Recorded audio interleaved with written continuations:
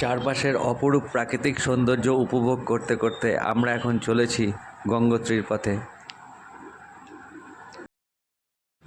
পাহাড়ের গা বেয়ে আঁকাবাঁকা রাস্তা ধরে প্রকৃতির অপার নিস্তব্ধতার মধ্য দিয়ে আমরা এগিয়ে চলেছি। এই নিস্তব্ধতা আর শান্তি এই অসাধারণ প্রাকৃতিক পরিবেশের একটা অন্যতম অংশ।